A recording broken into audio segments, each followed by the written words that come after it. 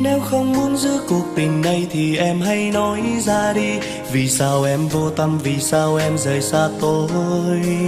Chẳng lẽ em không yêu ai nữa, là em phải quên một câu hứa, để tôi như một người điên đứng bên kia.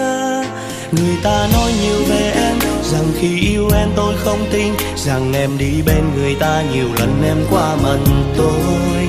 Người ấy có lẽ và chắc đã yêu em nhiều hơn mới như thế. Vậy em cứ quay lưng đi, đừng tìm nhau nữa. Chuyện gì cũng đã hết rồi thì em hãy cứ đi đi. Đừng tìm nhau, đừng tìm đôi mắt này làm nhau thêm hoài nghi.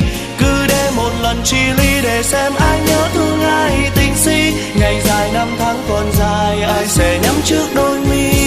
Khi tình yêu có không giữ thì sẽ mãi mất mà thôi. Đừng trách ai, đừng trách ta dài khờ, ai làm mất nụ cười trên môi. Như trang giấy trắng nhuộm màu chẳng còn ý nghĩa đâu người ơi. Thôi ta cứ xem như là chưa có nhau trong đời.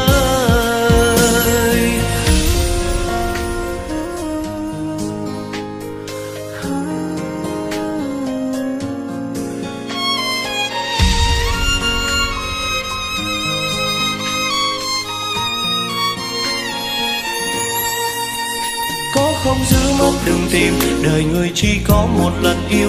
Chỉ tại vì em không giữ lấy anh trong vòng tay một chút nữa, để hiểu hơn nhau xem ai sẽ cùng đi bên em trong hạnh phúc. Có lẽ em chưa chia tay, em chưa đổi thay.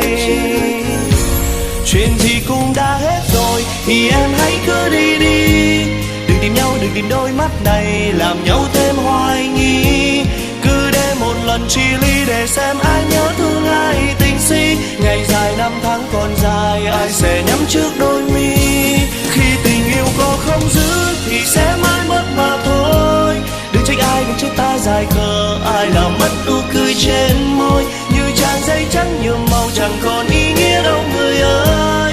Thôi ta cứ xem như là chưa có nhau trong đời. Chuyện gì cũng đã qua rồi em ơi, đừng tìm nhau nữa đã mất hết rồi người ơi. Đừng cố níu kéo làm chi vì anh đã quên em rồi. Có không giữ mất đừng tìm.